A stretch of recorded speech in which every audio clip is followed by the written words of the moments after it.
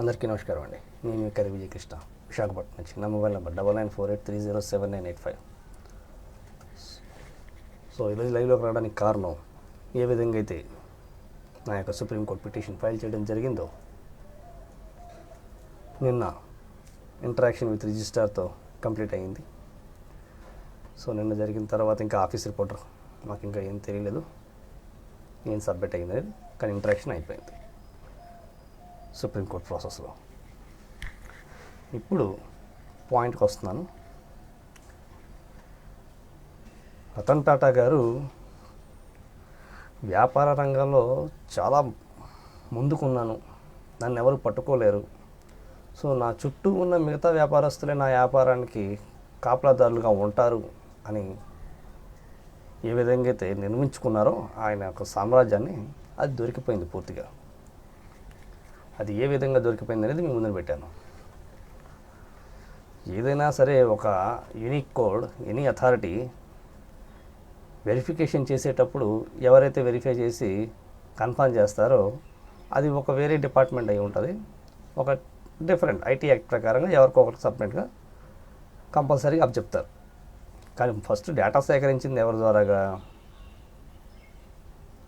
డైరెక్ట్గా త్రూ ఒక corporate company మన దగ్గర నుంచి డేటా తీసుకుంది గవర్నమెంట్ పర్మిషన్తో. ఏ రోజు డేటా సేకరించిందో ఆ రోజే యూనిక్ కోడ్స్ ఇష్యూ చేయాల. డేటా సేకరించిన తర్వాత ఆ ఏదైతే బయోమెట్రిక్ ఉందో మొత్తం తీసుకుని వెళ్ళి ఒక యూనిక్ కోడ్లో కన్వర్ట్ చేసి ఇవ్వడం జరిగింది. దానికి సమ్ టైం ఏదైతే తీసుకుందో ఇదంతా కూడా ఐటీ యాక్ట్లో ఉన్నదే.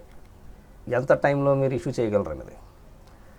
ఇప్పుడు ఇష్యూ చేసిన ఆధార్ నంబర్ని ఏ అథారిటీ అయితే department, every individual department verification ప్రాసెస్లో ఏదైతే ఐడి ప్రూఫ్ వస్తున్నదో దాన్ని వెరిఫై చేసిన కంపెనీ కూడా ఇన్వాల్వ్మెంట్ ఉంటుంది కదా అంటే, అది ఆ యూనిక్ కోడ్ ఏదైతే మీరు ఇస్తున్నారో దాన్ని బేస్ చేసి ఐడెంటిఫికేషన్ చేస్తుంది. వెరిఫై చేసేది మీరు ఇచ్చిన యూనిక్ కోడ్ కరెక్టా కాదా అనేది. కానీ ఏ యూనిక్ కోడ్ మీరు యూజ్ చేస్తున్నారనే ఫార్ములా ఎలా తెలుస్తుంది?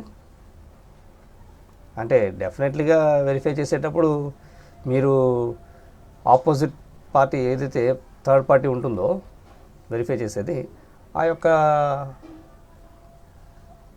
కార్పొరేట్ కంపెనీ అవనివ్వండి, ఏదైనా ఒక అథారిటీ అవనివ్వండి, ఏ అథారిటీకైనా మీ యొక్క డేటా సీరియస్ చెప్తారు.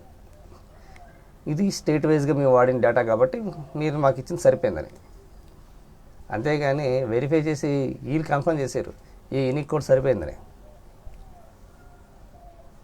ఏదొక్క వెరిఫికేషన్ వచ్చినా సరే మళ్ళీ త్రూ ఫస్ట్ ఎవరైతే డేటా స్వీకరించారో ఆ కంపెనీ కనెక్ట్ అయిన తర్వాతే వెరిఫై చేసిన పార్టీ చెప్తుంది, ఎనీ కార్పొరేట్ కంపెనీ. సో అటువంటివి ఏవైనా ఉన్నా సరే బయట పెట్టచ్చు, ఎందుకంటే అది వాళ్ళకున్న ఆప్షన్ కాబట్టి. ఎందుకంటే మేము ఒక్కలమే వెరిఫై చేయటం లేదు కదా అని వెరిఫై చేసే వాళ్ళు కూడా ఉంటారు కాబట్టి. వెరిఫై చేసే వాళ్ళు ఉన్నా సరే వెరిఫై చేసే వాళ్ళు కంపల్సరీగా మీరు ఇష్యూ చేసిన యూనిక్ కోడ్ని వెరిఫై చేస్తారు, మళ్ళీ మీతోనే కన్ఫర్మ్ చేస్తారు. అంతేగాని వాళ్ళు ఇండిపెండెంట్గా ఒక 12 నంబర్లు రాసేసుకొని ఇదే ఆధార్ కార్డు ఇది వెరిఫై అయిపోయిందని అనరు. ఈ విషయం కూడా గుర్తుపెట్టుకోవాలని నేను అనుకుంటున్నాను.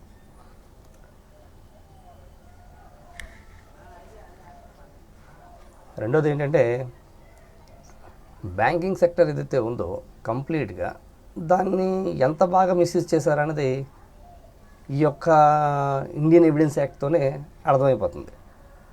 నేను పదే అంటున్నట్టు డిమానిటైజేషన్ పెద్ద స్కామ్ అనేది. అది ఎప్పుడు స్కామ్ అవుతుంది అంటే, ఇటువంటి వైలేషన్స్ ముందు చూసుకోకుండా ఆ యొక్క స్కీమ్ పట్టుకొచ్చారు చూసారా, డిమానిటైజేషన్, నోట్ మార్చేస్తున్నాం అన్నది. ఫస్ట్ మీరు నోటు మార్చాలి అంటే ఒక ప్రక్రియ ముందు ఫిక్స్ అవుతాం ఏ విధంగా చేయాలనేది. అంతేగాని రాత్రి 8 గంటలకు సడన్గా వచ్చి రేపటి నుంచి నోట్లు మార్చేస్తున్నామని సడన్గా డిక్లేర్ చేయటం అంటే అది లోపల నుంచి ఫిక్స్ అయ్యారని అర్థం. అది ఆర్బీఐ డిక్లేర్ అవుతుందా లేకపోతే పిఎంఏ డిక్లేర్ చేసిందా? నరేంద్ర మోదీ గారే ఆయనకి ఏ యొక్క అథారిటీ తరపు నుంచి రైట్స్ ఉన్నాయని ఆయన స్వయంగా వచ్చి డిక్లేర్ చేశారని అది ఆయన వర్షన్ చెప్పుకొస్తారు, చెప్పవలసిందే డెఫినెట్లీగా. ఇంత ఐడెంటిఫికేషన్ ఇంత దారుణంగా నడుస్తుంటే ఎంపైర్ సిస్టమ్ మొత్తాన్ని కంట్రోల్ చేస్తూ ఒక కార్పొరేట్ కంపెనీ దేశ ప్రజల్ని ఏ విధంగా చూపించిందంటే మన ఇండియన్స్ ముందుగా గొడవ పెట్టేలా చేసింది కంప్లీట్గా డాక్యుమెంట్స్తో. ఒక ఫేక్ నోట్తో మార్కెట్లోకి వెళ్తే ప్రజలు పట్టుకొని పోలీసులకు అప్పచెప్పారంటే ఒక అర్థం ఉంది. ఎందుకంటే ఏదో జాలీ నోట్లు తీసుకొని వచ్చి ఒరిజినల్ నోటుగా మార్కెట్లో చెల్లుబాటు చేయడానికి ట్రై చేశాడు కాబట్టి ఇది నేరం. ఆ విధంగా ప్రజలు పట్టుకొని పోలీసులకు అప్పచెప్పారనేది ఎంత వాస్తవం, అప్పచెప్తారనేది. అదేవిధంగా మీరు డాక్యుమెంటరీ ఎవిడెన్స్ ఏదైతే ఇండియన్ ఎవిడెన్స్ యాక్ట్ ప్రకారంగా ఐడెంటిఫికేషన్ ఉందో దాంతో ఓపెన్ చేశారు. ఇది ఎంత పెద్ద నేరం అనేది మీకు బహుశా తెలియక చేశారని మాత్రం అనుకోవట్లేదు, తెలిసే చేశారు. ప్రజల్లో కదా కింద స్థాయిలో ఉండేవాళ్ళు ఒక డిపార్ట్మెంట్ నన్ను మోసం చేసిందని సిటిజన్ అనుకుంటాడు. అండ్ డిపార్ట్మెంట్ ఏమనుకుంటుందంటే ఏదో పొరపాటున మన వల్ల జరిగినట్టుగా ఉంది, ఇంక కంపల్సరీగా అవతల వాళ్ళు ఎవరైతే ఉన్నారో ఫర్దర్ ప్రొసీడింగ్స్కి ఏదైతే అడ్మినిస్ట్రేషన్లో తప్పులు జరిగాయని చెప్పి భావిస్తూ జ్యుడిషియరీ ప్రాసెస్లో రన్ అవుతుందో ఫర్దర్ ప్రొసీడింగ్స్లో వాళ్ళకి ఇంకా గిఫ్టెడ్ ఫ్లాట్సే కరెక్ట్ మందు అనే ఫీలింగ్ కలిగేలా చేశారు. ఇది ఎప్పుడు మా తాతల టైం నుంచి జరుగుతూ వస్తుంది. ఏ ఆస్తి వాళ్ళది అంటే ఏం చెప్తాం, అలాగా ఏ సైట్లో మేము ఉన్నామో ఎవరైనా సరే ఒక 8 సంవత్సరాలు ఉంటే వాళ్ళదే అన్న చట్టం మీరు ఏ విధంగా అయితే ఫస్ట్ నుంచి చెప్తూ వచ్చారు. అలాగే ఇక్కడ ఓనర్ అండ్ టెనెంట్ మ్యాటర్లు బాగా లాక్ అయిపోయారు. ఇందులో ఏ ఒక్క సందేహం పడాల్సిన అవసరం లేదు. ఎప్పుడైతే నేను ఇండియన్ ఆర్మీకి కంప్లైంట్ పెట్టానో ఆ లెటర్ చదవాల్సిన అవసరం బహుశా మన పిఎం నరేంద్ర మోదీ గారికి అవసరం లేదు. ఎందుకంటే డైరెక్ట్గా ఈ చెక్ ఫ్రాడ్స్ ఇవేవైతే జరుగుతున్నాయో ఇవన్నీ కూడా ఓనర్ అండ్ టెనెంట్ మ్యాటర్లోనే దొరికాయి డాక్యుమెంట్స్. సో ఆయన ముందు క్లియర్గా ఉంది. ఎయిర్పోర్ట్ పిఎస్ క్లియర్గా ఎప్పుడైతే నాకు ఆర్టీఐలో సబ్మిట్ చేశారో 2017 అక్టోబర్లో ఏదైతే సిస్టు ఫ్యామిలీ సబ్మిట్ చేసిందో తన యొక్క పోలీస్ డిపార్ట్మెంట్ సబ్మిట్ చేసిన ఆధార్ కార్డు నాకు 2019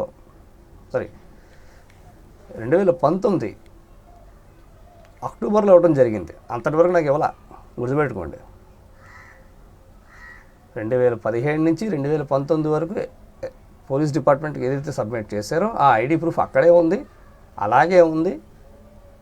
నా దాకైతే మాత్రం ఆర్మీకి కంప్లైంట్ చేసిన తర్వాతే వచ్చింది బై త్రూ ఆర్టీఐ. నేను ఆర్టీఐ ఫైల్ చేయడం జరిగింది.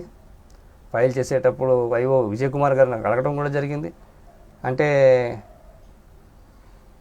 ఏ విధంగా అయితే ఆధార్ కార్డు ఉందో అది కూడా డూప్లికేట్ అంటావా అని. ఎస్, డూప్లికేట్ అన్నాను.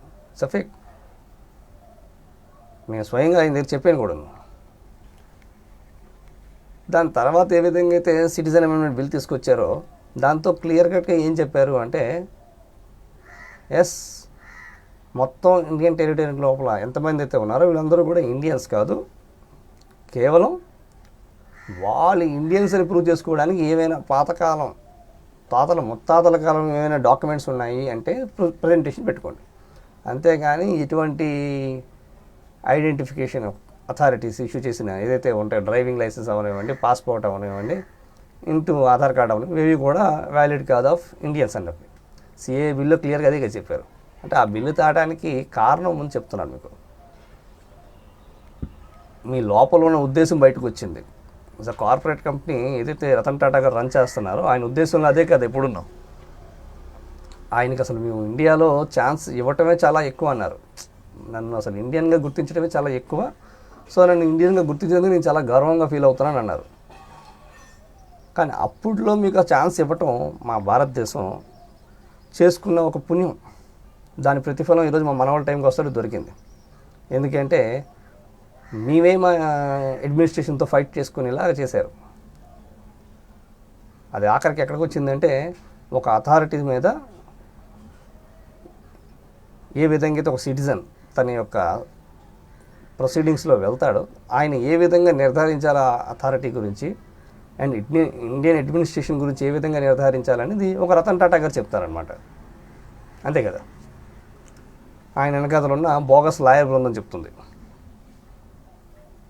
ఎస్, నాకు మెజిస్ట్రేట్ కోర్టులో అన్యాయం జరిగింది, కారణం మెజిస్ట్రేట్ గారు నన్ను అలౌ చేయలేదు, నేను చెప్పిన సాక్ష్యాన్ని ఏమి చూడడం లేదు, పరిగణించలేదు సాక్ష్యం కింద అన్నట్టు ఫీల్ అవ్వాలి. ఎందుకంటే ఏ లెవెల్లో బ్లాక్మెయిలింగ్ చేయాలనేది ఆల్మోస్ట్ ఈ బోగస్ లాయర్లు చేసే పని అదే కదా.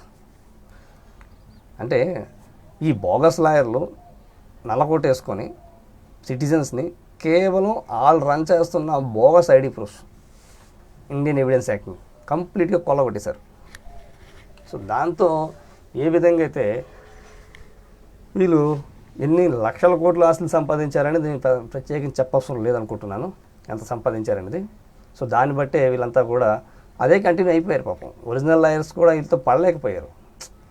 ఇంకా రతన్ టాటా లాంటి వ్యక్తి ఈ టైప్లో గవర్నమెంట్ని రన్ చేసేస్తుంటే ఇంకా దేశ ప్రధానమంత్రి ఎవరు కూర్చుంటే ఏంటి? పిఎం నరేంద్ర మోదీ కూర్చుంటే ఏంటి? కర్రీ విజయకృష్ణ కూర్చుంటే ఏంటి? ఏదైనా సరే ఆయన చేతుల్లో రేఖల్లా పనిచేస్తాయి, ఎలా కావాలంటే అలాగా. అందువల్లనే ఎప్పుడైతే నేను ఆర్మీ కంప్లైంట్ పెట్టానో అప్పుడు మొత్తం ఈ బోగస్ లాయర్ బృందం మొత్తం క్లియర్గా ఏం చేసిందంటే, కంప్లీట్గా వితౌట్ వెళ్ళవలసిన అథారిటీకి Indian navy and air force, army, ఈ ముగ్గురికి వెళ్ళక ముందే తెలుసుకున్నారు ఏం రాసైనా కంప్లైంట్ అనేది. అంటే ఒక పిఎంకి అంత వేగి ఇన్ఫర్మేషన్ ఎలా వస్తుంది? కర్రీ విజయకృష్ణ ఏ విధంగా అయితే పోస్టల్ డిపార్ట్మెంట్ పంపించారు కంప్లైంట్ అనేది, అంటే అంత నెట్వర్క్ మెయింటైన్ అయ్యే ప్రాసెస్లో ఉన్నారు. మీరు ఆలోచించుకోవాలి. ఒక ప్రధానమంత్రికి అంత యాక్సెస్ పాయింట్ లేదే, ఒక ఎమ్మెల్యేగా విష్ణుకుమార్ రాజు గారికి అంత యాక్సెస్ పాయింట్ లేదే. అంటే అంత దారుణంగా పనిచేసేస్తున్నారు. అంటే డైరెక్ట్గా ఈ యొక్క డాక్యుమెంటరీ ఏదైతే ఫ్రాడ్ బిజినెస్ నడుస్తుందో దాంట్లో ఇన్వాల్వ్ అయిపోయారు. అందువల్ల ఈ కృష్ణ అనే వ్యక్తి ఏ రాసేట కంప్లైంట్ చూడడానికి వెళ్ళిపోయారు ముందు. దాని తర్వాత కన్ఫర్మ్ చేసుకున్నారు మహాబలిపురంలో మీటింగ్ పెట్టి. అంటే ఒక దేశ భవిష్యత్తు ఎలా ఉండాలి అనేది ఈ రతన్ టాటా ఫిక్స్ చేస్తారు. అంటే ఇంతవరకు ఎప్పుడు కూడా పార్సీస్ మీద ఎప్పుడు ఎఫ్ఐఆర్ పడలేదు కాబట్టి, అంటే వాళ్ళు ఎప్పుడు ఏం చేసినా సరే కరెక్ట్, వాళ్ళని ఎవరు వ్యతిరేకించరు అనే భావనతోనే వాళ్ళు చేసుకెళ్ళిపోతున్నారు. అంటే ఇతరుల జీవితాలను కూడా పలంగా పెట్టి వాళ్ళ అదృష్టం చెక్ చేసుకోవడం అంటారు అదే ఇది. మా దేశ భవిష్యత్తుని మీ చేతిలో అప్పచెప్పినందుకు మీరు ఎంత బాగా నడిపారంటే కేవలం ఒక ఛాన్స్ ఇచ్చినందుకు. మా యొక్క పూర్వీకులు ఎవరైతే ఉన్నారో మీకు మా ఇండియాలో రావడానికి ఉండడానికి ఛాన్స్ ఇచ్చినందుకు మీరు ఇచ్చిన గిఫ్ట్ ఏంటంటే భారతదేశానికి ఎవ్రీ సిటిజన్ వాళ్ళు కన్ఫ్యూజన్ అయ్యి గొడవలు చేసుకోవాలి.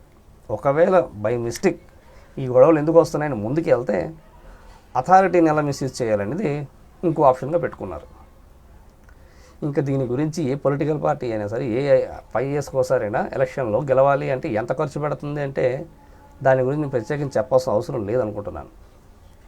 అసలు మన ఇండియన్స్కి మనం ఏమి ఇస్తున్నామో స్కీమ్స్ కంప్లీట్గా నడిచేదంతా ఆ డాక్యుమెంట్ బేస్ చేస్తే.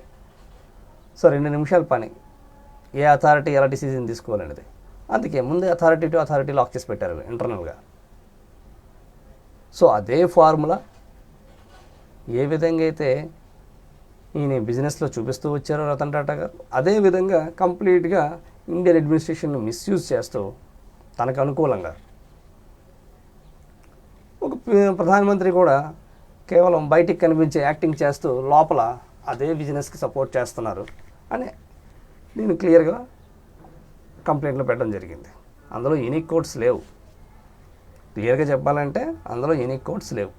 సో డెఫినెట్లీగా వీళ్ళు ఇచ్చిన నాకు ఏదైతే ఆధార్ కార్డ్ నెంబర్ ఉందో ఎయిర్పోర్ట్ పిఎస్ దాని తర్వాత కన్ఫర్మ్ అయిపోయారు. ఇంకా తీవలసిందే నేను సిటిజన్ అమెండ్మెంట్ బిల్, అదొకటే ఫార్ములా బయటికి రావడానికి.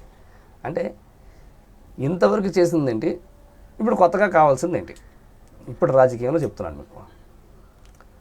అంత ఈజీగా తప్పించుకెళ్ళిపోవడానికి ఛాన్స్ ఇస్తానా నేను? అసలు నేచర్ ఏ విధంగా చూస్తుంది, ఏ విధంగా వీళ్ళని భావిస్తుంది, వీళ్ళు చేసే ప్రతి ఒక్క పనిని నేచర్ ఎప్పుడు పట్టించుకోలేదు, ఎవరు క్వశ్చన్ చేయలేరు అన్న ధీమా మీద ఇదంతా చేశారా? అది మీ అందరి విజ్ఞతగా వదిలేస్తున్నాను. ఒక ప్రధానమంత్రిగా, దేశ ప్రధానమంత్రిగా, ముఖ్యంగా ఎందుకంటున్నానంటే దేశ ప్రధానమంత్రిగా ఏదో యాక్టింగ్ చేయడానికి మనం పిఎం కుర్చీలో కూర్చోలేదండి. నరేంద్ర మోదీ గారు స్పష్టంగా తెలుసుకోవాల్సిన విషయం ఏంటంటే ఒక బాధ్యత ప్రధానమంత్రి కుర్చీ అనేది. దాంట్లో కూర్చున్న తర్వాత ఏ విధంగా ప్రవర్తించారనేది దేశం గురించి అది అందరికీ స్పష్టంగా అర్థమైపోయింది. ఇంకా నేను విడిగా చెప్పవసరం లేదు. ఆయన ఇప్పటికైనా సరే యాజ్ ఎ సిటిజన్ ఆఫ్ ఇండియన్గా ఎందుకంటే దేశ ప్రధానమంత్రి కుర్చీలో కూర్చున్నారు కదా, దానికన్నా ముందు సిటిజన్ ఆఫ్ ఇండియన్ కదా ఆయన. ప్రధానమంత్రి కుర్చీలో తర్వాత వచ్చారు ఆయన, ముందు ఇండియన్ ఆయన. ఆ విషయాన్ని నేను గుర్తుపెట్టుకొని కేసు ప్రాసెస్లో క్లియర్గా తనకు సంబంధించినంత వరకు ఏవైతే ఉన్నాయో, ఇప్పటికైనా సరే ఆ లాయర్ బృందానికి ఒకటే చెప్తున్నా,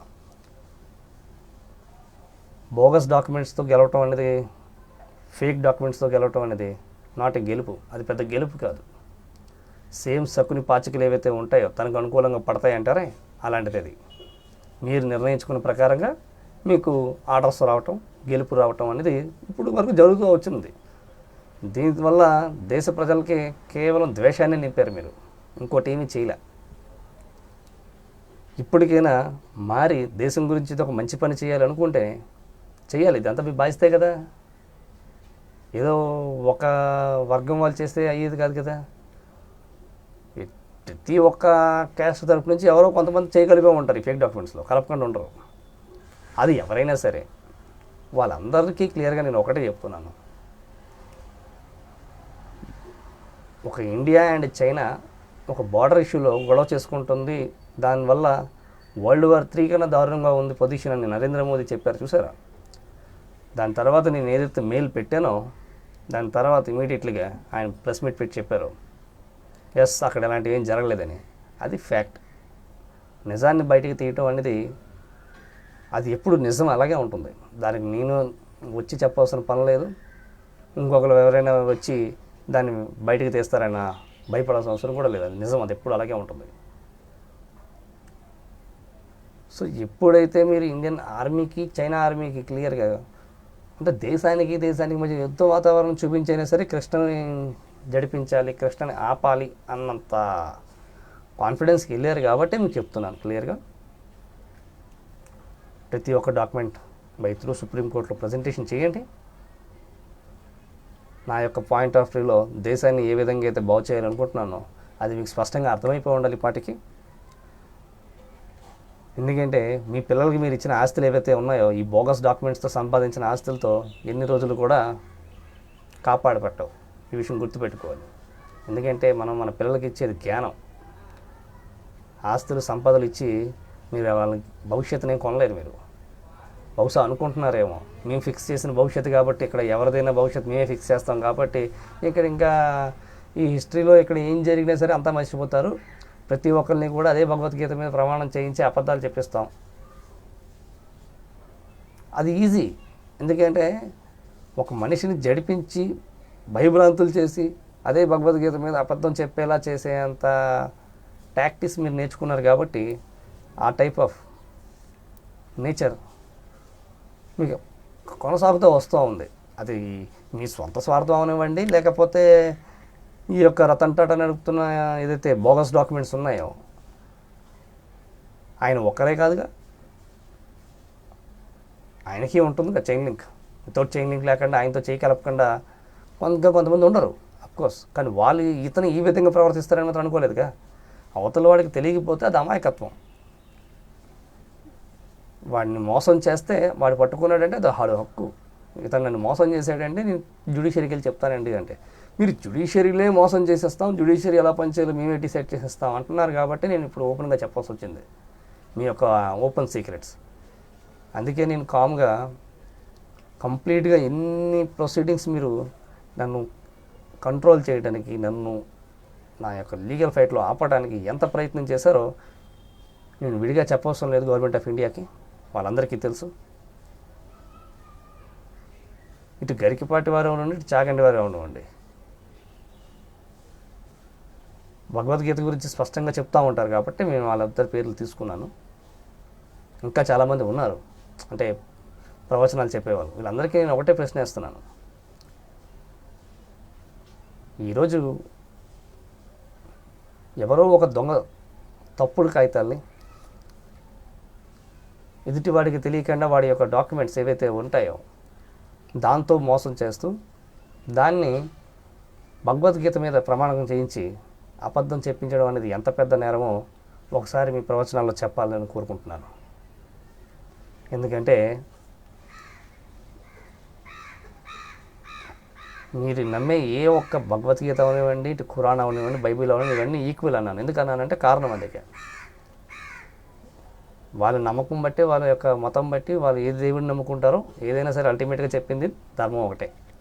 ఏదేమైనా బైబిల్ అవని, ఖురాన్ అవనివ్వండి, భగవద్గీత అవనివ్వండి, ఈ ముగ్గురు కూడా రిప్రజెంటేషన్ ఎవరైతే చేస్తారో మాకు తెలుసు అని వాళ్ళకి క్వశ్చన్ మార్క్ అయిపోయింది ఇప్పుడు. సో నేను వాళ్ళందరికీ ఒకటే చెప్తున్నాను, ఏ వ్యక్తి అయినా సరే వాటి మీద ప్రమాణం చేసి ఎవరో చేస్తున్న తప్పుడు వ్యాపారానికి మనం ఎందుకు కోర్టులో ఒక దోషిగా నిలబడిపోవాలనేది అది ఎంతవరకు కరెక్ట్, ఈ విషయం కూడా చెప్పాలని కోరుకుంటున్నాను.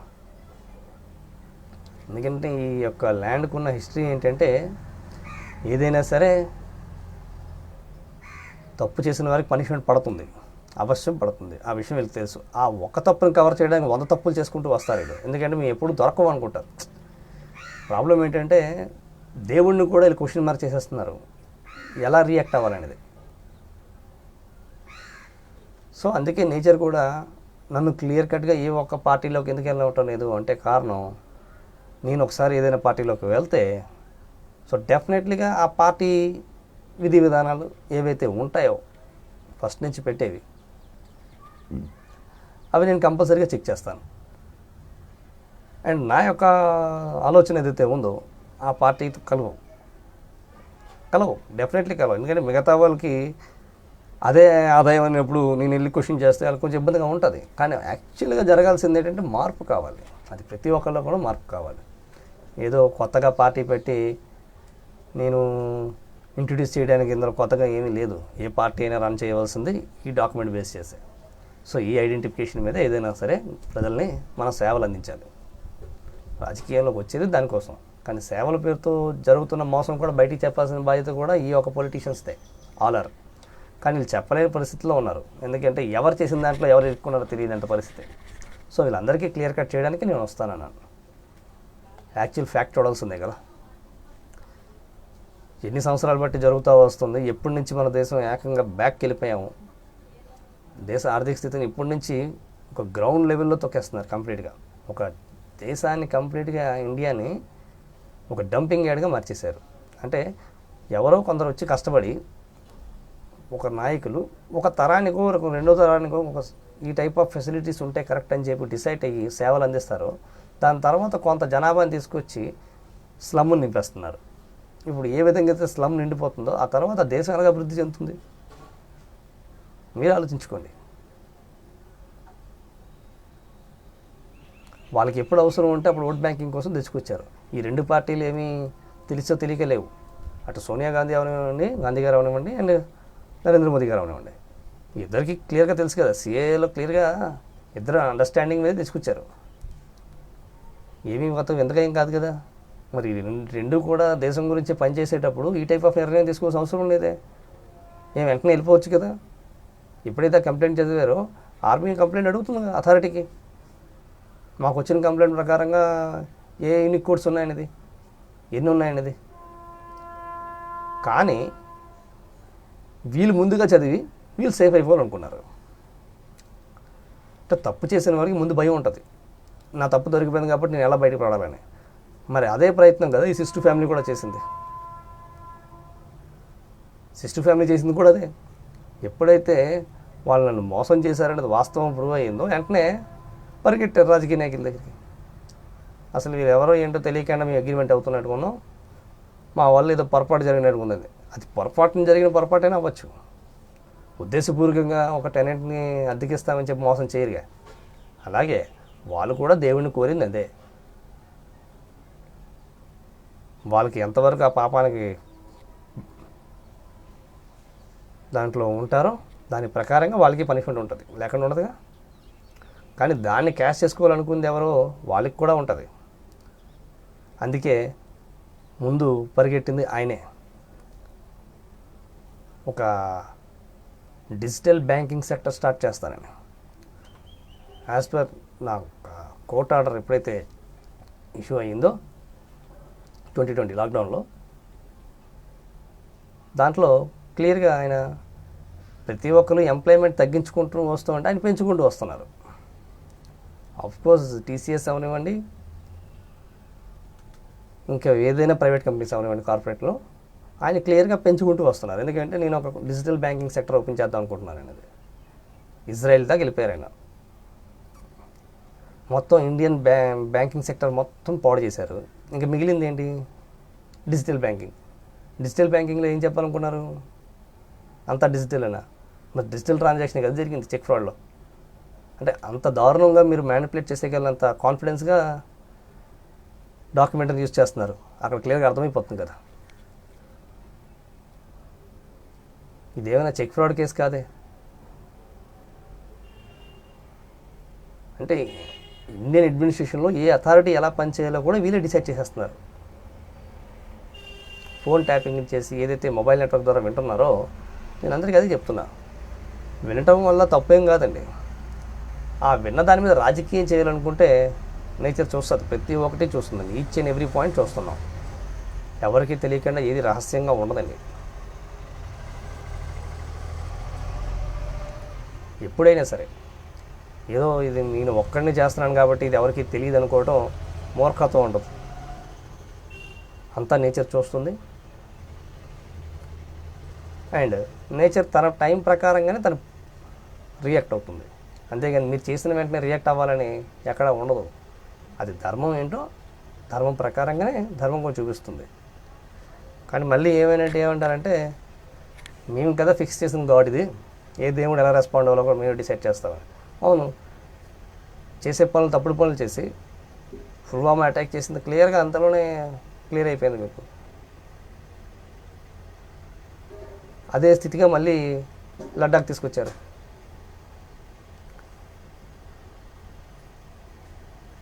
అంటే మొబైల్ ఆపరేటర్ ద్వారా ఏ విధంగా సర్వీస్ నెంబర్లు వింటున్నారో వాటి మీద ఏవైనా సరే ఆర్టీఐలు కానీ ఏవైనా ఫైల్ అయ్యి ఉంటే దానికి సంబంధించిన అథారిటీ సబ్మిట్ చేస్తే సరిపోతుంది. ఎందుకంటే వీళ్ళు చేసే బ్లాక్మెయిలింగ్ మొత్తం అదే. వీళ్ళు రాజకీయం మొత్తం చెవుల్లో వినడం, అక్కడ ఆ యొక్క పర్సన్ మీద ఏమేదైతే వీళ్ళు రాజకీయం తిప్పుతున్నారో అక్కడ ఏదో ఒక డ్రామా చూపిస్తూ డేటా సేకరించడం, ఇదే కదా చేసేది పనులు. So Indian navy and air force, army, ఈ ముగ్గురికి కూడా ఏ విధంగా చెప్పాలనుకున్నారు? అందుకే కాబట్టి ఆర్మీ చీఫ్ గారు డైరెక్ట్గా చెప్పారు, అవసరమైతే నా డేటా మొత్తం బయట పెడతానని. అంటే ఎంత రేంజ్లో బ్లాక్మెయిలింగ్ ఉందంటే వీళ్ళు ఎవరిని క్షమించలేదు ఏ రోజు కూడా. దేశానికి సేవ చేస్తున్న వాళ్ళు ఒకరికి లొంగవలసిన అవసరం లేదండి. దేశం ఎప్పుడు అలా కూడదు.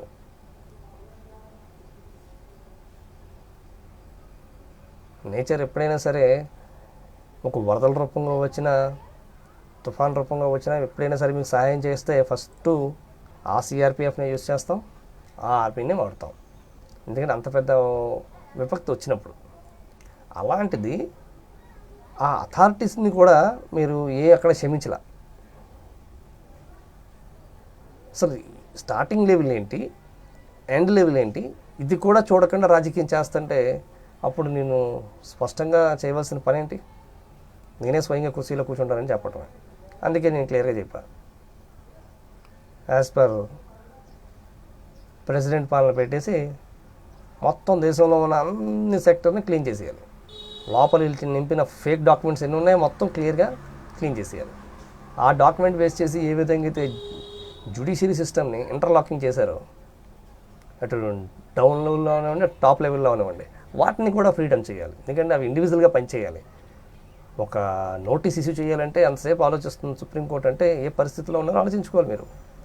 సో దాన్ని బట్టే నేను డిసైడ్ అయ్యాను ప్రతి ఒక్కటి క్లియర్ చేయవలసిందని. అప్పుడు నా దృష్టిలో దేశ ప్రజలు ఎంత ఇంపార్టెంట్, దేశం కూడా అంత ఇంపార్టెంట్. అందులో ఎవరు ఇన్నోసెంట్ కాదన్నది నేనే స్పష్టంగా చూడాలనుకున్నాను. ఎందుకంటే ఈ వ్యాపార రంగంలో ఉన్న బడాబాబులు ఎవరైతే ఉన్నారో వీళ్ళు డెఫినెట్లీగా రెస్పాండ్ అవుతారు అప్పుడు నా దగ్గరికి. ఇప్పుడు ఎంతైతే జాగ్రత్తగా సీక్రెట్గా వీళ్ళు చేసే అబ్జర్వేషన్ ఏదైతే ఉందో అప్పుడు డైరెక్ట్గా అబ్జర్వేషన్లో వస్తారు నేను పట్టుకుంటే.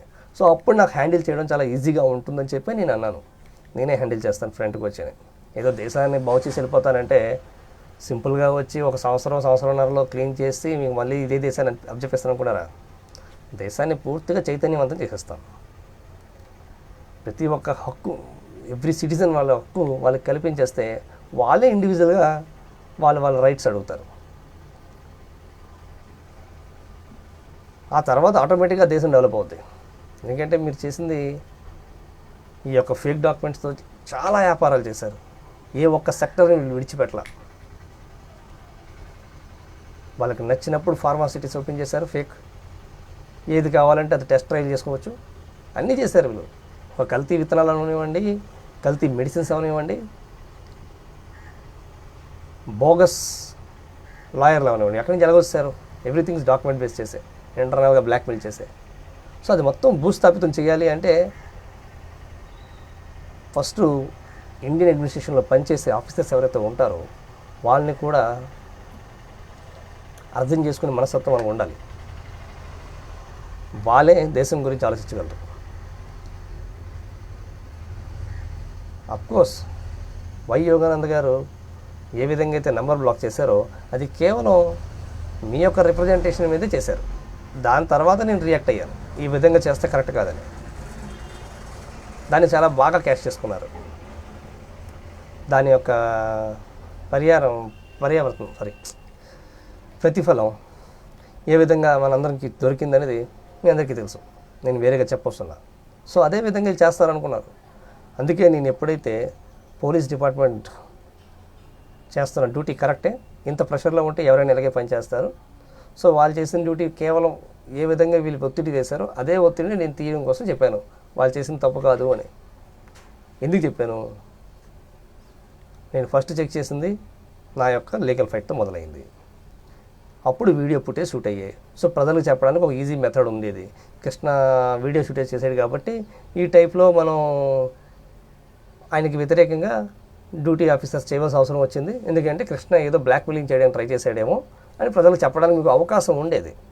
అది అఫ్కోర్స్ మీకు ఇప్పటికీ నేను ఓపెన్ ఛాలెంజ్ చేస్తున్నా. ఎనీ అథారిటీస్లో ఎనీ ఆఫీసర్స్ని కానీ నేను డైరెక్ట్గా మాట్లాడి కానీ ఇండైరెక్ట్గా కానీ నేను ఏమైనా బ్లాక్మెయిలింగ్ చేశారని ప్రూవ్ చేయగలిస్తే చేయండి. ఎందుకంటే నేను ఏ ఒక్క వీడియోని కూడా మిస్యూజ్ చేయడానికి మాత్రం ఎక్కడా చేయలే. ఎవ్రీథింగ్ ఆ రోజు ఏం జరిగింది అన్నది మాత్రం నేను సోషల్ మీడియా అప్లోడ్ చేశాను. అప్పుడు వీళ్ళకి ఎక్కడ కోపం వచ్చింది? వీడికి ఎక్కడైనా సరే ఈ నేను వీడియో షూట్ చేసిన వీడియోస్ని వాళ్ళు ఎలా ఫేవర్గా వాడుకోవాలనేది వాడుకున్నారు. దాంతోనే ఎంపైర్ సిస్టమ్ని ఏపీలో కంట్రోల్ చేయగలిగారు. దాని తర్వాత సెంట్రల్ క్లియర్గా మన మోదీ గారు ఏదో ఇది మీ స్టేట్ మ్యాటర్ అని చెప్పి పార్లమెంట్లో చెప్పడం జరిగింది. అంటే నేను ఏం చెప్తున్నానంటే వితౌట్ కోర్ట్ ఆర్డర్లో వీడియో ఫుటేజ్ జరిగాయి, ఇంక్లూడింగ్ కోర్ట్ ఆర్డర్తో 2019లో ఏదైతే కంప్లైంట్ ఇవ్వడం జరిగిందో అందులో కూడా సేమ్ అలాగే ప్రవర్తించారు. ఏ కంప్లైంట్ మీద ఎవరి మీద ఎఫ్ఐఆర్ పడాలి, ఎవరి మీద పడకూడదనేది ఇది క్లియర్గా. అదేవిధంగా కదా ఎప్పుడైతే 333/2019 ఎఫ్ఐఆర్ వేశారో దాని తర్వాత మిగిలిన ఎఫ్ఐఆర్ అన్నీ కూడా నన్ను స్వయంగా వెళ్ళమన్నారు వేరెడ్డి మురళి గారు. ప్లేస్ ఆఫ్ ఎఫెన్స్ పెట్టి మీరు అథారిటీస్కి వెళ్ళి కంప్లైంట్ చేయండి అని. అంటే మిగిలిన హౌస్ ఓనర్స్ని ఇవన్నీ తీసుకొచ్చి నువ్వు పెట్టాల్సింది తప్ప మేము చేయమన్నారు. అంటే అంత ప్రెషర్ ఎలా తీసుకురాగలిచారు? ఇంక్లూడింగ్ కోర్ట్ ఆర్డర్ ఉందిగా, ఆ ఆర్డర్లో క్లియర్గా సూపరింటెండెంట్ ఆఫ్ పోలీస్ గారికి ఉంది. కానీ ఆయన ఎందుకు దూరలేకపోయారు యాజ్ పర్ కోర్ట్ ఆర్డర్ ప్రకారంగా? అంటే ఏ రేంజ్లో ఒత్తిడి వేస్తున్నారు అనేది అక్కడే అర్థమైపోతుంది కదా క్లియర్గా. నేనేం విడిగా ఏం చెప్పవసరంలా. సో అందుకే నేను క్లియర్గా విడిచిపెట్టేశాను. కోర్ట్ ఆర్డర్తో కూడా వీళ్ళు ఏం చేస్తారో చేయనివ్వండి అని. ఎందుకంటే అది పోలీస్ డిపార్ట్మెంట్కి వ్యక్తిగత అభిప్రాయం. కరి విజయకృష్ణ ఏదో షూట్ చేసి వాళ్ళ మీద ఏదో బురద జల్లాలని మాత్రం నా కోరిక కాదు, నా ఉద్దేశం కూడా కాదు. జరిగిన అన్యాయాన్ని కనీసం వ్యతిరేకించి మాట్లాడకపోతే యాజ్ అ సిటిజన్గా మన హక్కులు కోల్పోతున్నాం. సో అదే నేను 2017లో చేశాను. నాకున్న హక్కు, నా ముందు జరిగిన తప్పుని నేను వ్యతిరేకించి మాట్లాడాను. దానికి ఏ విధంగా అయితే సహకరించారో ఎంపైర్ అడ్మినిస్ట్రేషన్ వాళ్ళకి తెలుసు. తప్పు జరిగింది కాబట్టి డెఫినెట్లీగా రియాక్ట్ అవుతారని. అంటే జరిగే ప్రతి దాంట్లో రాజకీయమే చేసుకున్నారు తప్ప వీళ్ళు దేశం గురించి ఏ ఒక్కసారి కూడా ఆలోచించలేదు, దేశ మర్యాదల గురించి కూడా ఆలోచించాల. కేవలం వాళ్ళ వ్యక్తిగత ఏదైతే మర్యాదలు ఉన్నాయో వాటికి రిమార్క్ రాకుండా దాన్ని కవర్ చేసుకుంటూ ఈ ఫేక్ డాక్యుమెంట్స్ యొక్క వ్యాపారం చేస్తున్న వాళ్ళని కాపాడుతూ ఇంతవరకు లాక్కొచ్చారు. అందుకే దేశ పరిస్థితి ఇలాగైపోయింది. సో ఇది పూర్తిగా సెటిల్ చేయాలి అంటే ముందు వీళ్ళు ఈ ఫేక్ డాక్యుమెంట్స్ చూపించి ఎంత బ్లాక్మెయిలింగ్ చేసి ఇండియన్ యొక్క దేశం యొక్క వనరులు ఏ విధంగా సంపదలు ఉంటాయో దోచుకున్నారో అవన్నీ మరి రికవరీ చేసుకోవాలి కదా మేమే. అది మాకే కదా హక్కు ఉంది. ఏ డాక్యుమెంట్ బేస్ చేసేది కొత్త వ్యాపారం స్టార్ట్ చేస్తారో, పాత వ్యాపారాలు ఐపీఎల్ పెట్టుకు వెళ్ళిపోతారో అంత ఈజీగా. మరి ఇవన్నీ ఎక్కడి నుంచి వచ్చాయి? అవన్నీ మరి రికవరీ చేసుకోవాల్సిన బాధ్యత మాదే కదా. ఈ దేశం యొక్క సిటిజన్ ప్రతి ఒక్కరిది కదా, నా ఒక్కరిదే కాదు కదా. సో అది అందరికీ హక్కు రావాలి అంటే ముందు సిస్టమేటిక్గా పనిచేయాలి. మీకు మీ ఐటీ యాక్ట్ ప్రకారంగా ఏ విధంగా అయితే ఇన్కమ్ ట్యాక్స్ చూపిస్తూ ఎంత ఆస్తులు అయితే సంపాదించారో అవన్నీ లీగలే కదా. ఇన్లీగల్ అమౌంట్ కానీ కాదు, ఇన్లీగల్గా దాచిన అమౌంట్ ఏదైతే ఉందో అది రికవరీ చేయవలసిన బాధ్యత నాదే. అండ్ బ్లాక్ మనీకి కూడా ఒక లిమిటేషన్ అమౌంట్ పెట్టాలి. ఈ దేశంలో అతి పెద్ద తప్పు ఎక్కడ జరిగిందంటే బ్లాక్ మనీకి లిమిటేషన్ లేకపోవడం. ఎన్ని కోట్లు దాచిపెట్టారనే దానికి ఒక లిమిటేషన్ లేదు. ఏదో సిబిఐలు రేడ్ చేయటం, సంబంధించిన డాక్యుమెంట్స్ ప్రాపర్టీస్ని కోర్టు ముందు రిప్రజెంటేషన్ చేయడం, దాని తర్వాత కోర్టు నిర్ధారిస్తుంది ఏం చేయాలనేది. అంటే ముందు మనం ఒక చట్టం తయారు చేయాలి కదా, బ్లాక్ మనీ మినిమం లిమిటేషన్ ఎంత ఉండాలని. ఒక 5 లక్షలు 10 లక్షలు అనేది పెట్టుంటే సరిపోదును. ఆ లిమిటేషన్ లేకపోవడం, వాళ్ళు దోచుకున్న అమౌంట్ మొత్తం కూడా బ్లాక్ మనీగా రికవరీ చేస్తూ మేము సిబిఐ కోర్టులో వేసి దాన్ని విచారిస్తామనడమే పెద్ద మోసం అది. ఎందుకంటే దేశం గురించి ఉపయోగపడాల్సిన అమౌంట్ ఒక బ్లాక్ మనీగా వాళ్ళ యొక్క పర్సనల్ ఆస్తుల్లో దాచిపెట్టడం వల్ల దేశానికి వచ్చిన నష్టం ఏంటి, అది కొంచెం చెప్పాలి కదా. మరి దానివల్ల జరిగే లాస్ కూడా అంతే పెద్ద కదా. మరి దాని పనిష్మెంట్ ఎలా ఉంటుందో కొంచెం చూపించాలి కదా. అది పరిచయం చేయడానికి నేను వస్తానన్నాను. ఎందుకంటే ఇక్కడ ఒక పేద కుటుంబంలో పుట్టినవాడు అదే పేద కుటుంబంలో ఇంకొక కొడుకు కూడా ఉండాలంటున్నారు. వాడు చదువుకున్నవాడు హక్కులు ఏవైతే ఉంటాయో వాడిని కూడా మీరు సరిగ్గా వినియోగించుకోవట్లేదు. వాళ్ళని ఎలా కంట్రోల్ చేయాలనే దానికి మీరు పెట్టారు. ఇదంతా కూడా ఇది కరెక్ట్ కాదు. నేచర్ ఎప్పుడూ కూడా తనకు స్వయంగా నిర్ధారించుకుంటుంది ఏ విధమైన ప్రవర్తన ఈ యుగంలో కరెక్ట్ అనేది. దాన్ని కూడా మీరే ఫిక్స్ చేసేస్తే ఏ యొక్క టైంలో అయినా సరే ఈ విధంగా నేచర్ పనిచేయాలి, ఈ విధంగానే ప్రజలు బ్రతకాలి అన్న ఫార్ములా ఎక్కడా లేదు. వెతుక్కోండి మీరు కావాలంటే. ఇండియన్ కాన్స్టిట్యూషన్లో ఎక్కడ అటువంటి ప్రొవిజన్స్ లేవు ఎవరు ఎలా బతకాలని మీరు నిర్ణయించడానికి. మీకు రాజ్యాంగబద్ధంగా చట్టాలు తయారు చేసి దానివల్ల ప్రజలకు సేవలు అందించాలి. అందులో మీ యొక్క స్వార్థం ఏమైనా ఉంది అంటే అది మళ్ళీ ప్రజలే చూపిస్తారు. అది నేచర్ ఎప్పుడు చూసుకునేదే. సో అదేవిధంగా నేను చెప్తున్నాను, ఇతరుల జీవితాలని డిసైడ్ చేసే హక్కు మీకు లేదని. ఎందుకంటే ప్రతి ఒక్క జీవితం కూడా దేవుడు ఇస్తేనే పుడతారు. ఈశ్వరుడు ఆజ్ఞ లేకుండా ఏం జరగదంటారు కదా. మరి అన్నీ జరిగిపోతున్నాయంటే మీరు ఎలా చేసుకుంటున్నారు మీకు నచ్చినట్టు? అంటే ఆయన తయారు చేసిన మానవులను కూడా మీకు అనుకూలంగా పనిచేయాలి. ఇది మరి సృష్టి యొక్క విధి విధానాలకు వ్యతిరేకం కదా. మరి ఈ విషయం కొంచెం చెప్పాలి కదా వీళ్ళకి. సో అది చెప్పడానికే నేను క్లియర్గా చెప్పాను. నేనే వస్తాను, స్వయంగా నేనే కూర్చోవలసిందే ఇక్కడని. అఫ్కోర్స్ అన్ని స్టేట్స్కి కూడా నేను అదే మాట చెప్తున్నాను. ఒకసారి మీరు గవర్నమెంట్ దిగినట్టే ఫీల్ అవుతారు. ఎందుకంటే మనం కాన్స్టిట్యూషన్ ఆఫ్ ఇండియా ఫాలో అవుతూనే దిగాలి, లేకపోతే లేదు. మాకు అసలు ఇక్కడ కాన్స్టిట్యూషన్ లేదు, మా పార్టీకో కాన్స్టిట్యూషను, మా విధి విధానాలకు కాన్స్టిట్యూషన్ అంటే అంబేద్కర్ ఎక్కడ రాయలేదండి రాజ్యాంగంలో. మీరు కావాలంటే చూసుకోండి క్లియర్గా. అంబేద్కర్ గారు క్లియర్గా ఒకటే రాశారు, దేశం గురించి రాశారు కాన్స్టిట్యూషన్. చంద్రబాబు నాయుడు గారు కొంత టైం పోయాక ఆయన నచ్చినట్టు వాడుకోవచ్చు అని ఎక్కడ ప్రొవిజన్ లేదు. అలాగే నరేంద్ర మోదీ గారు పీఎం కుర్సీలో కూర్చున్న తర్వాత దేశ భవిష్యత్తు డిసైడ్ చేయొచ్చు అని ఎక్కడ రాసలేదు. మన దేశ ప్రజల గురించి నిర్ణయించారు. మనకు అందరికీ హక్కు ఉంది, అందులో క్లియర్గా ఆయన హక్కులు కల్పించారు. హక్కులు కల్పించిన తర్వాత వీళ్ళందరికీ ఈ విధంగా గవర్నమెంట్ రన్ చేశారు. ఇందులో ఎక్కడ గవర్నమెంట్ ఒక మెయిన్ పిల్లర్స్ కొలాప్స్ అయిపోయినా చూసుకోవాలి. సో అది నేను చూస్తూనే ఈ పిటిషన్ వేయడం జరిగింది. ఎవరైనా సరే కోర్టులోకి వెళ్తే నాకు ఇది కావాలని, నాకు దీంట్లో అన్యాయం జరిగిందని చెప్తారు. నేను అదే మాట చెప్పాను. నా దేశంతో ఇంత పెద్ద అన్యాయం జరుగుతుంది, నా దేశ ప్రజలతో ఇంత దారుణమైన మోసం జరుగుతుంది, ఈ విషయం వాళ్ళు చెప్తారు. ఏ విధంగా అయితే ఇంటరాక్షన్లు ఆడటం జరిగిందో అదే మాట చెప్తున్నాను నేను. మిగతా లాయర్స్ ఎవరు మీకు సపోర్ట్ చేయలేదా అంటే అఫ్కోర్స్ చేయలేదు. ఎవరైతే వచ్చారో అందరూ కూడా ఏదో ఒక అథారిటీ మీద నెట్టడానికి ట్రై చేశారే. ఎవరు కూడా ఈ అథారిటీ చేయలేకపోవడం కారణం ఇది అయి ఉంటుందని చెప్పలేదే. అది నేను స్వయంగా వెరిఫై చేసుకున్నానే ఎందుకు ఇలా జరిగిందండి.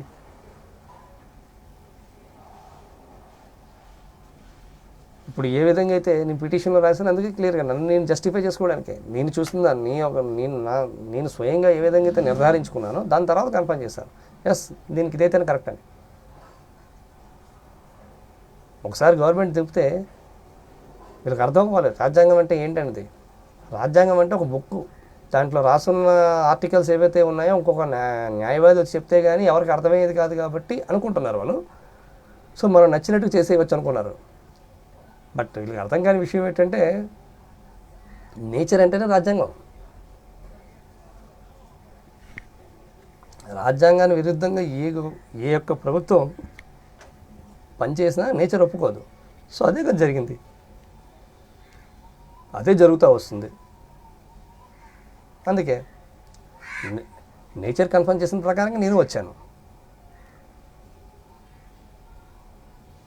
ఇప్పుడైనా సరే వీళ్ళు వ్యాక్సిన్ ప్రక్రియ ప్రకారంగా డేటా ఏదైతే సేకరిస్తున్నారో దాంట్లో క్లియర్గా అదే మాట చెప్తున్నాను కదా. ప్రాపర్ డాక్యుమెంట్స్, ప్రాపర్ డేటా ఏవైతే ఉన్నాయో అది ప్రాపర్గా తయారు చేస్తే సరిపోదు, దాన్ని కరెక్ట్ ప్లేస్మెంట్లో మనం రీప్లేస్ చేయాలి. అసలు ఫ్యాక్ట్ ఏంటి, గొడవ దేని గురించి మొదలైంది, అది కొంచెం చూసుకోవాలి కదా. ఈ బోగస్ లాయర్లు ఉత్తుపునంగా ఏదో వాళ్ళు పెద్ద రియల్ లాయర్లుగా నటిస్తూ చట్టాలని రాంగ్ ట్రాక్లో పట్టుకొని వెళ్ళి ప్రజల్ని మిస్గైడ్ చేస్తూ ఏ విధంగా అయితే ఇంతవరకు రన్ చేస్తూ వచ్చారో ఆ వర్గం అందరికీ అదే మాట చెప్తున్నాను. టైం అయిపోయింది, మీది క్లోజ్ చేసేయండి ఇంకా దుకాణం. లేదు ఇలాగే ప్రవర్తిస్తాం అనుకుంటే ఏం జరిగిందో కూడా మీకు హిస్టరీలో ఉంది, మళ్ళీ విడిగా చెప్పవసరం లేదు. మోసం ఒకసారి చేయగలరు, చేసిన తర్వాత దాని ప్రతిఫలం కూడా ఉంటుంది. ఇప్పుడు ఏమంటున్నారంటే వీళ్ళు బాధ అంతా ఏంటంటే మేము తప్పు చేస్తే మా పిల్లలకి ఇవ్వద్దు అంటున్నారు. మరి మీరు సంపాదించిన సంపాదనతో మీ పిల్లలకి హక్కు ఉండేటప్పుడు మీరు చేసిన తప్పుడు పనుల మీద మీ పిల్లలకి పనిష్మెంట్ ఉంటుంది. నేను ఫస్ట్ నుంచి చెప్తున్నాను ఇదే మాట. తాత ఆస్తి కోసం నేను అక్కడికి వెళ్ళా శ్రీకాకుళం, అక్కడ ఏ విధంగా అయితే ప్రెషర్ వేశారో మా ఫ్యామిలీ మెంబర్స్, అది మీ స్పష్టంగా తెలుసు. సో మా తాత ఆస్తిలో ఏమైనా తప్పుడు ఉందనుకోండి ఏదైనా కర్మలో, అప్పుడు దాని ఎఫెక్ట్ నాకు ఉంటుందిగా. మరి నాకు ఆస్తి రాకముందే ఎఫెక్ట్ వచ్చిందే అంటే అక్కడ క్లియర్గా అర్థమైపోతుంది నాకు అది ఎంతమంది గుప్పెట్లో ఉందనేది. అంటే కేవలం ఈ బోగస్ లాయర్లు ఎవరైతే ఉన్నారో మా క్యాస్ట్లో వాళ్ళు కూడా వాళ్ళకి చెప్తున్నాను. ఎందుకంటే మా క్యాస్ట్లో ఉన్న కొంతమంది బోగస్ లాయర్లు అందరూ అంటారా ఏ విధంగా అయితే ఇతరుల ఆస్తిని గుప్పెట్లో పెట్టుకుంటే వాళ్ళ మనవలు వాళ్ళ పిల్లలు ఎప్పుడైనా సరే వచ్చి అడుగుతారని చెప్పి ఈ టైప్ ఆఫ్ ప్రక్రియ మెయింటైన్ చేస్తూ వచ్చారో వాళ్ళకి తెలియదు స్పష్టంగా. మీరు ఎక్కడ కూర్చున్నా సరే ధర్మం విడిచిపెట్టదు, ధర్మం ప్రకారంగా పని చేసి వెళ్ళిపోద్ది. ఇది నేచర్, తన పని తను చేసుకుపోతుంది. మీరు ఎంత దాక్కుందామని ట్రై చేసినా. ఇప్పుడేమో మా తాతలు ముత్తాతలు చేసిన టైంకి మా మనవలకి పనిష్మెంట్ ఇస్తామని అడుగుతున్నారు. మరి మనవలకు దొరుకుతుంది, ఎందుకు దొరకదు? మరి ఆ ఆస్తిని మీరు క్లెయిమ్ చేశారు కదా, ఈ ఆస్తి వారసులు మేమేనని. మరి ఆస్తితో పాటు వచ్చే కర్మ యొక్క ప్రతిఫలం కూడా ఉంటుంది, వర్తిస్తుంది. అందుకే మనం మన పిల్లలకి ఏమి ఇస్తున్నాం అనేది పూర్తి జ్ఞానంతో ప్రవర్తించాలని ఇప్పటికైనా చెప్తున్నాను మరొకసారి. ఇంతవరకు జరిగిన దానికి సరెండర్ అయిపోయి ఒప్పుకుంటే అక్కడితో ఏమీ లేదు. అంతేగాని మేము అన్యాయం అయిపోయి వెళ్తాం, మేమంతా అటునుంచే ఉంటామంటే అటు పాండవులకి కౌరవులకి మధ్యన ఏం జరిగిందో అది మీ అందరికీ తెలిసిందే. కేవలం కృష్ణుడు పాండవులకి కౌరవులకి మధ్య జరిగిన యుద్ధంలో కృష్ణుడు వచ్చి ఏదో పెద్ద చేశాడని మేము భావించవసరం లేదండి. కౌరవులు ఏ విధంగా అయితే వాళ్ళ యొక్క రాజ్య పరిపాలిస్తున్నారో దానివల్ల వచ్చిన ఎఫెక్ట్ ప్రజలకు ఏదైతే జరుగుతుందో అది మాత్రమే తెలియజేశాడు పాండవుల ద్వారా. ఎందుకంటే ధర్మాన్ని అనుసరించి నడిచేవాళ్ళే ఆ రాజ్య కుర్చీలో కూర్చోవాలి. దానికి వ్యతిరేకంగా ఎవరు వచ్చినా సరే ఆయన ఒప్పుకొని అన్నాడు. అది మీ సొంత అన్నదమ్ములైనా సరే ఫైట్ చేసుకోవాల్సిందే తప్పనిసరిగానే. అంటే బయట వాళ్ళతో అయితే ఫైట్ చేస్తారు, మీ సొంత వాళ్ళతో ఫైట్ చేయరా? ఇదే ఉద్దేశం. ఏ యుగంలో అయినా మాది ఒకటే ఫార్ములా, తప్పు చేసిన వాడికి పనిష్మెంట్ ఇవ్వాల్సిందే. తప్పు నుంచి ఆ పనిష్మెంట్ నుంచి మేము తప్పించుకోగలను అనుకుంటే ఏం జరుగుతుందనేది స్పష్టంగా చూపిస్తాను. అది ఎంతటి వారికైనా సరే పనిష్మెంట్ కంపల్సరీగా ఉంటుంది. అప్పుడే కదా ధర్మం యొక్క గౌరవం, విలువలు కూడా. ధర్మం అనేది స్వయంగా ధర్మం అండి, మనం అంటే కాదు కదా. ఏది తప్పో ఏది కరెక్టో మనం తెలుసుకోలేని పరిస్థితుల్లో లేవు కదా. సో ఈ విషయాన్ని తెలుసుకుని ప్రవర్తిస్తారని కోరుకుంటున్నాను. Thank you very much. నా యొక్క లైవ్ చూస్తున్నందుకు. ఏమైనా డౌట్స్ ఉంటే కమెంట్స్ రూపంగా రాయొచ్చు. Thank you very much.